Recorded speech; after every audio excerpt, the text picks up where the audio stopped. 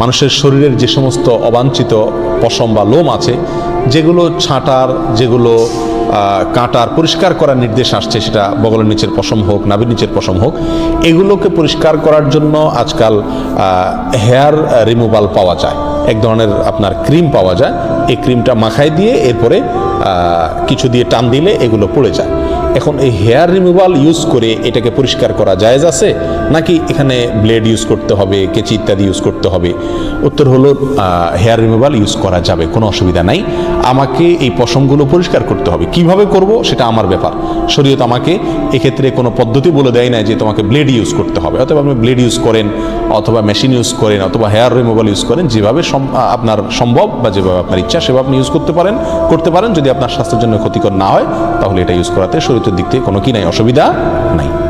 40 দিনের বেশি যদি কেউ নাভির নিচের লোম পরিষ্কার না করেন তাহলে সেক্ষেত্রে তার সালাত কবুল হবে না, তার নামাজ হবে না। এরকম একটি মাসআলা আমাদের সমাজে প্রচলিত আছে। কোরআন এবং হাদিসের আলোকে এটি কতটা সঠিক আমরা সে বিষয়ে জানার চেষ্টা করব। প্রথম কথা হলো, হাত পায়ের নখ ছোট করা, গোপ ছাঁটা ছোট করা, বগল এবং নাভির নিচের পশম পরিষ্কার করা, এটাকে চেঁচে ফেলা, এটি সকল নবী রাসূলগণের প্রতি আল্লাহ রাব্বুল আলামিনের পক্ষ থেকে আরোপিত কমন একটি বিধান ছিল। সকল নবী রাসূলগণের কমন একটি সুন্নাহ ছিল, যে সুন্নাহ সকল নবী রাসূলদের জন্য প্রযোজ্য ছিল। একজন ইমানদারের জন্য সেটি অবশ্যই অনেক বেশি গুরুত্বপূর্ণ। আনাস ইবনে মালিক রাদিয়াল্লাহু তাআলা আনহু একটি হাদিস বর্ণনা করেছেন, যেটি সহিহ মুসলিমে বর্ণিত হয়েছে, সুনান নাসাঈ এবং মুসনাদ আহমদ সহ বিভিন্ন হাদিস কিতাবে বর্ণিত হয়েছে।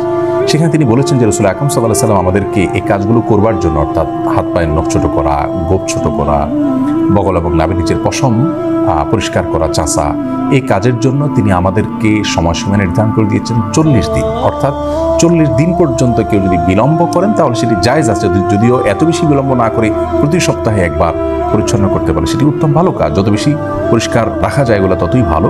কিন্তু যদি কেউ বিলম্ব করতে চান তাহলে সেক্ষেত্রে তিনি এগুলো না চেষে না কেটে সর্বোচ্চ 40 দিন পর্যন্ত থাকতে পারবেন। 40 দিনের পর যদি তিনি না কেটে থাকেন তাহলে সেটি তার জন্য গুনাহের কারণ হবে। সে কারণে তিনি আল্লাহর কাছে পাপী হিসাবে বিবেচিত হবেন। কিন্তু এর কারণে তার সালাত হবে না, তার নামাজ কবুল হবে না, এরকম কোনো কথা হাদিসের কোথাও বলা হয়নি। সালাত বা নামাজ বিশুদ্ধ হওয়ার সম্পর্ক হলো সালাতের যে শর্ত আছে সেই শর্তগুলো তিনি সঠিকভাবে আদায় করেছেন কিনা এর উপর নির্ভর করে।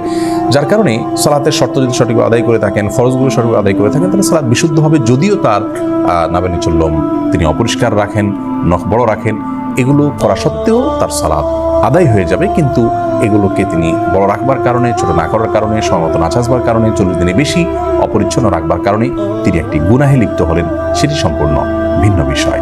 আল্লাহ করে আমাদের সকলকে সব ক্ষেত্রে রাসূল আকরাম সাল্লাল্লাহু আলাইহি ওয়াসাল্লামের সমস্ত দিক নির্দেশনাগুলোকে মেনে চলার তৌফিক দান করুন। চুলোর নখ কাটার পর তা টয়লেটে ফেললে গুনাহ হবে কিনা? ভাই তুহিন, আমাদের শরীরের চুল, নখ ইত্যাদি কেটে সেটা যদি আমরা টয়লেটে বা ওয়াশরুমে ফেলে দিই তাহলে তার কারণে গুনাহ হবে না, কিন্তু কাজটি অনুত্তম, মানে ভালো নয়।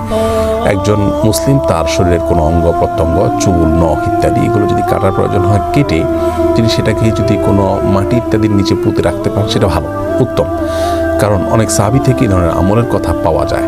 কিন্তু যদি কেউ এটা করতে না পারেন, বরং ডাস্টবিনে বা অন্য কোথাও ফেলে দেন, তাহলে এই ফেলার কারণে তিনি গুনাহগার হবেন না, পাপী হিসাবে বিবেচিত হবেন না, বড়জোর উত্তম কাজ করেননি। এটি যেহেতু মানুষের শরীর আল্লাহ রাব্বুল আলামিন মানুষকে সম্মানিত করেছেন, মর্যাদা দিয়েছেন, এই জন্য চুল, নখ এগুলো তার অঙ্গ, তো এই অঙ্গকে অসম্মানজনক জায়গায় না ফেলাটা উচিত, উত্তম। বাট যদি কেউ ফেলেন তাহলে বড় কোনো গুনাহগার হয়েছেন এমনটি বলার কোনো সুযোগ নেই।